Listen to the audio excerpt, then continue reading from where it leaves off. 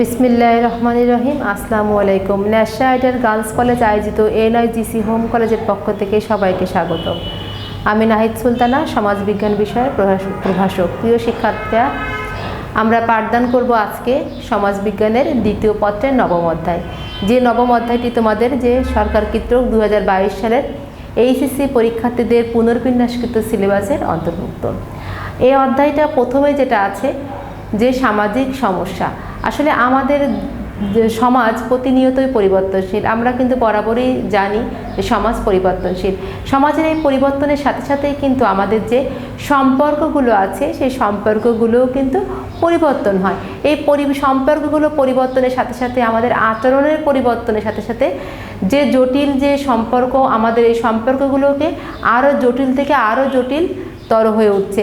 এই যে জটিল সমস্যাগুলোর মধ্যে দিয়ে সমাজের স্বাভাবিক জীবনযাত্রা যখন ব্যাহত হয়, আমাদের যে চিন্তাধারা বা যে আশা আকাঙ্ক্ষা আছে যখন আমাদের সেগুলো পূরণ না হয়, তখনই কিন্তু একটা সমস্যার সৃষ্টি হয়, অর্থাৎ যেটাকে আমরা বলছি সামাজিক সমস্যা। সামাজিক সমস্যা, অনেক ধরনের সামাজিক সমস্যা আছে।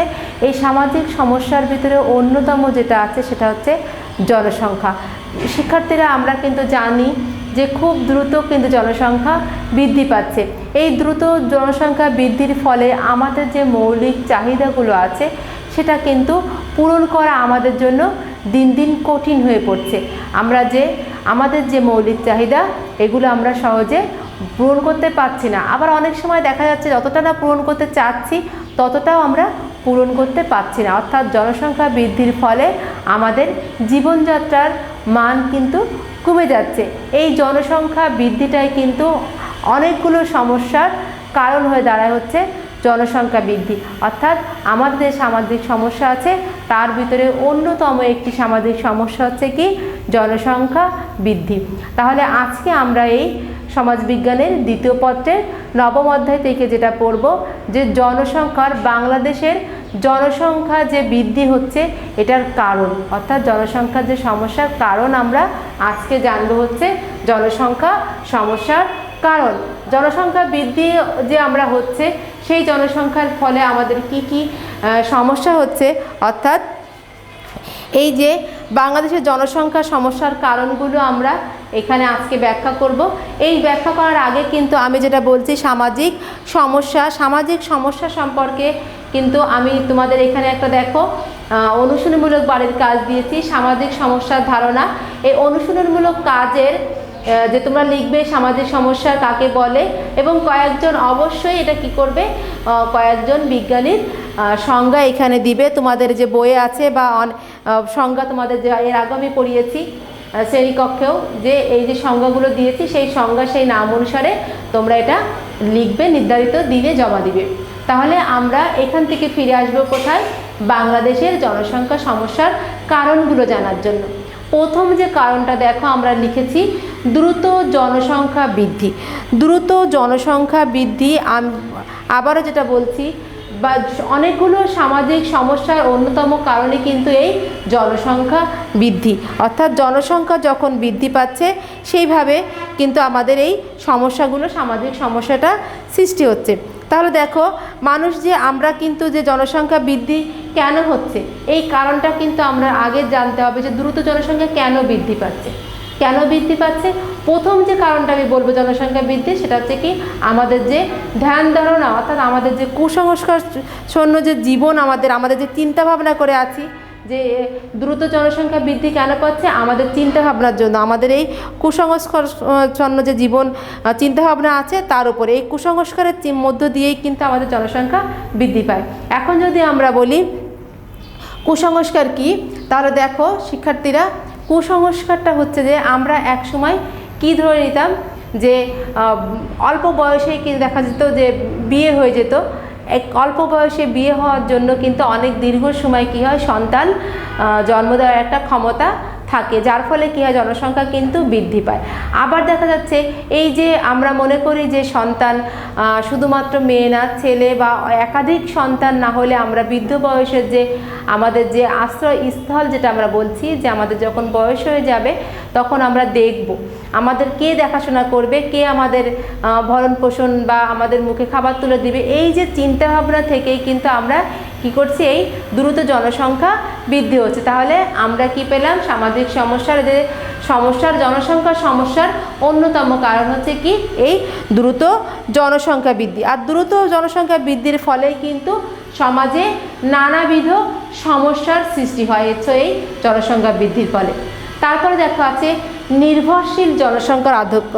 এই যে নির্ভরশীল জনসংখ্যার আধিক্য যেটা আমরা বলছি, দেখো আমরা কিন্তু প্রথমে যখন বলছি যে জনসংখ্যা বৃদ্ধির সময় আমরা কি করছি, যে মনে করছি যে একের অধিক সন্তান হওয়ার দরকার আছে, যে আমাদের বৃদ্ধ বয়সে খাবার দিবে। এই যে নির্ভরশীল একটা চিন্তাভাবনা, যে একজন আর একজনকে দেখবে, এই যে দেখার যে চিন্তা, এখান থেকেও কিন্তু আমাদের এই জনসংখ্যার সমস্যা হয়। আবার দেখো আরেকটা বিষয়, এখানে দুইটা বিষয় চলে আসে, এটা একটা। আরেকটা হচ্ছে যে আমাদের একটা পরিবারের কিন্তু সমস্যা হচ্ছে কি, প্রায় ক্ষেত্রে দেখা যায় যে বাসায় বয়স্ক বা শিশুদের সংখ্যা বেশি থাকে। সেক্ষেত্রে কি হয়, যে সেক্ষেত্রেও কিন্তু এই জনসংখ্যার এই যে আধিক্যটা বৃদ্ধি পায় এবং সমস্যার সৃষ্টি হয়। জনসংখ্যা যেখানে আছে, যখনই একজন ব্যক্তি সংসারের অনেক বেশি ভরণ পোষণের নির্ভর করতে হচ্ছে একজন লোকের উপরে, তখনও কিন্তু সেই পরিবারে কিছু সমস্যার সৃষ্টি হচ্ছে। অর্থাৎ দেখো, একজন ব্যক্তি যদি 4 জনের সংসার চালায়, তাহলে যেভাবে স্বাচ্ছন্দ্যে সংসারের সকল মৌলিক চাহিদা পূরণ করতে পারে, যদি সেটা 5 জনের জায়গায় 10 জন হয়, সেগুলির ক্ষেত্রে অবশ্যই কিন্তু কি হয়, একটা সমস্যার সৃষ্টি হয়। সেটাই বলা হচ্ছে জনসংখ্যা এই আধিক্যর ফলে একটা সামাজিক একটা সমস্যা হয়ে থাকে। তারপর দেখো ত্রুটিপূর্ণ শিক্ষা ব্যবস্থা। দেখো ত্রুটিপূর্ণ শিক্ষা ব্যবস্থা যেটা আমরা বলছি, অনেক ক্ষেত্রেই কিন্তু আমাদের এই ত্রুটিপূর্ণ শিক্ষাটা আছে বা আমাদের জীবনের সাথে, বাস্তবের সাথে মিল কম আছে। এই শিক্ষা ব্যবস্থা যদি আমাদের মানুষকে শিক্ষার মাধ্যমে সচেতন করে তোলা যেত, তাহলে কিন্তু জনসংখ্যার বৃদ্ধি ঘটতো না। আর বৃদ্ধি না ঘটলে আমাদের কোনো সমস্যাও থাকতো না। তাহলে দেখো এই ত্রুটিপূর্ণ, আবার দেখো ওই শিক্ষার সাথে সাথে যদি শিক্ষাটা হতো বাস্তবমুখী, বৃত্তিমূলক শিক্ষা, অর্থাৎ কর্মক্ষমের শিক্ষা, সেক্ষেত্রেও কিন্তু কি হতো, এই সমস্যাটা থাকতো না। সেক্ষেত্রে আমরা বলতে পারি কি, এই জনসংখ্যা সমস্যার আর একটা কারণ হচ্ছে কি, ত্রুটিপূর্ণ শিক্ষা ব্যবস্থা, বা আমরা যদি বলি অসামঞ্জস্যপূর্ণ শিক্ষা ব্যবস্থা। অর্থাৎ শিক্ষা ব্যবস্থাকে যদি আমরা উন্নত করতে পারি, আমরা সমাজের সাথে, যুগের সাথে তাল মিলিয়ে যে যদি আমরা শিক্ষাটাকে সমাজের ভিতরে সমাজের জনসংখ্যার ভিতরে ছড়িয়ে দিতে পারি, তাহলে কিন্তু আমাদের এই সমস্যার থেকে পরিত্রাণ পাওয়া যায় এবং সমস্যাটা কমে যায়। তাহলে দেখো অপরিকল্পিত শিল্পায়ন। অপরিকল্পিত শিল্পায়ন, দেখো আমাদের দেশে অর্থাৎ বাংলাদেশে কিন্তু শিল্পায়নের তৈরি করা, অর্থাৎ শিল্পায়নের যে বিষয়টা আছে, সেটা শিল্পায়নের সঠিক কোনো নীতিমালা নেই। অর্থাৎ শিল্পায়ন কোথায় গড়ে উঠছে, যেখানে সেখানে কোনো নীতিমালা নেই। কোথায় কলকারখানা গড়ে উঠবে, কোথায় উঠবে না, কোনটা জনগণের জন্য প্রয়োজন, এটা কিন্তু আমরা মানে চিন্তাভাবনা না করে যে কোনো জায়গায় একটা করে শিল্পায়ন বা অর্থাৎ একটা করে প্রতিষ্ঠান বা বিল্ডিং আমরা তৈরি করছি। আবার দেখো এখান ক্ষেত্রে এর আর একটা বিষয় যেটা চলে এসেছে, এই শ্রমের মূল্য কিন্তু বেশি দিতে হচ্ছে। অর্থাৎ দেখো এক্ষেত্রে দেখাচ্ছে কিছু যখনই শিল্পায়ন গড়ে উঠছে, জনসংখ্যা বৃদ্ধি পাচ্ছে, সেক্ষেত্রে কিন্তু শিশুর সংখ্যার বৃদ্ধির সাথে সাথে শিশুরা অর্থাৎ ছোট যারা আছে তারাও কিন্তু বা অনভিজ্ঞ যারা আছে তারাও কিন্তু এই শিল্পায়নের কাজে চলে যাচ্ছে। সেটাও কিন্তু একটা সামাজিক সমস্যা। অর্থাৎ এই যে ভারী ভারী শিল্প কারখানা গড়ে ওঠাও কিন্তু সামাজিক একটা সমস্যা হিসেবে দেখা হয়। তারপরে দেখো আছে কি অপরিকল্পিত নগরায়ন। অপরিকল্পিত নগরায়ন দেখা যাচ্ছে, আমরা কিন্তু প্রিয় শিক্ষার্থীরা এর আগে কিন্তু আমরা পুশ ফ্যাক্টর আর পুল ফ্যাক্টর দুইটা বিষয় আমরা কিন্তু পড়েছি। এই দুইটা বিষয়ের মধ্যে কিন্তু এই নগরায়ন বিষয়টা যখন আমরা জেনেছি, তখন আমরা পুশ আর পুল ফ্যাক্টর এটা কিন্তু আমরা জেনেছি। তাহলে দেখো এই যে অপরিকল্পিত নগরায়নের ফলে কি হচ্ছে, আমাদের যে গ্রামের থেকে অনেক মানুষ দেখা যাচ্ছে অল্প সমস্যা বা সে সেই সমস্যাটা সমাধান করতে পারে, কিন্তু তারপরেও তারা গ্রাম থেকে শহরে চলে আসছে এবং গ্রাম থেকে এসে মানে দেখা যাচ্ছে যে যেখানে 10 জনের বসতি করার কথা ছিল সেখানে 15 জন বসতি মানুষ সেখানে বসতি স্থাপন করছে, একসাথে থাকছে, রোগবালাই বাড়ছে, অর্থাৎ বিভিন্ন রকমের সামাজিক সমস্যার সৃষ্টি হচ্ছে। যখনই আমাদের কোনো পরিকল্পনা নাই যে এইখানে এতজন লোক বসবাস করতে পারবে, অর্থাৎ শহর অঞ্চলের যে নির্দিষ্ট আয়তন সে আয়তনের বাইরে অনেক লোক বসবাস করছে, যেইখানে আমাদের এই সামাজিক সমস্যার সৃষ্টি হচ্ছে। দেখো তারপরে যেটা আছে কি, কর্মসংস্থানের অভাব। কর্মসংস্থান তো অনেক বড় একটা সমস্যা চলে আসে, অর্থাৎ আমরা যদি বলি জনসংখ্যার সাথেই কিন্তু কর্মসংস্থান। যখনই জনসংখ্যা বৃদ্ধি পাচ্ছে আয়তনের তুলনায়, কর্মক্ষেত্রের তুলনায় জনসংখ্যা বৃদ্ধি পাওয়ার সাথে সাথেই কিন্তু আমাদের এই কর্মস্থানটাও কমে যাচ্ছে।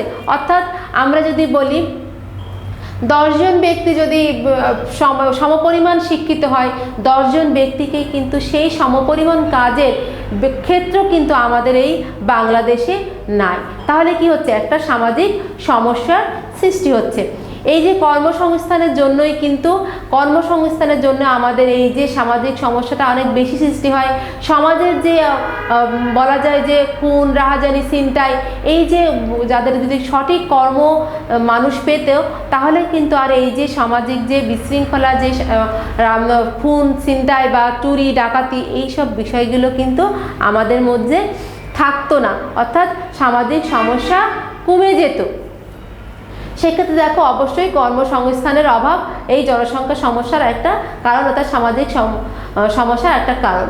আরটা হচ্ছে কৃষি জমির স্বল্পতা। অর্থাৎ দেখো কিছু মানুষ আছে, আমরা বলছি যে অপরিকল্পিত নগরায়ণ, আমরা যেটা পড়েছি পুশ ফ্যাক্টর আর পুল ফ্যাক্টর।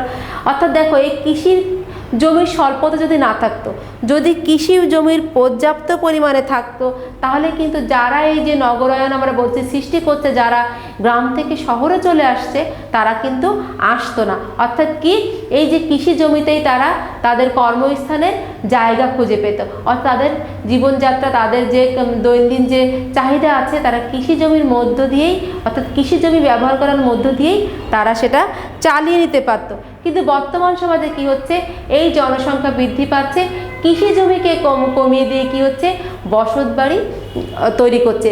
যেহেতু বসত বাড়ি কৃষি জমিতে তৈরি করা হচ্ছে, সেক্ষেত্রে কৃষি জমির পরিমাণ কমে যাচ্ছে। আর কৃষি জমির পরিমাণে কমে গেলে কি হচ্ছে, কর্মসংস্থান কমে যাচ্ছে, আর কর্মসংস্থান কমে গেলে কিন্তু নগরায়নের সৃষ্টি হচ্ছে। তাহলে দেখো আমরা যদি বলি একটার সাথে কিন্তু প্রত্যেকটা পয়েন্ট, আমরা যে পয়েন্টগুলো এখানে লিখেছি, দেখো প্রত্যেকটা পয়েন্ট কিন্তু একটার সাথে আরেকটার সাথে জড়িয়ে আছে। অর্থাৎ এই প্রত্যেকটা বিষয়টা কিন্তু একটা জিনিসের উপরে নির্ভর করছে, সেটা হচ্ছে জনসংখ্যা।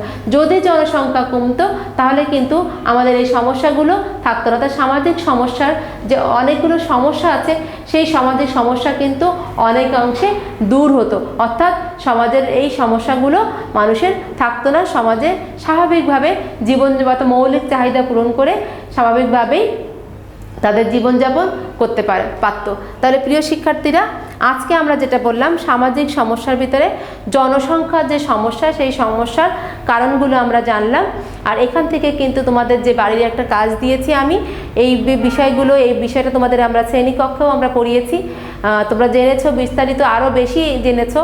যারা ক্লাস করতে পারোনি তারা অবশ্যই আজকে ক্লাসটা দেখে নিবে, এবং এই যে অনুশীলনমূলক বাড়ির কাজটা তোমাদেরকে আমি দিলাম, তোমরা অবশ্যই তোমাদের যে নিয়ম আছে নির্দিষ্ট দিনে নির্দিষ্ট সময়ে এসে জমা দিবে। প্রিয় শিক্ষার্থীরা, তাহলে আজ এই পর্যন্তই।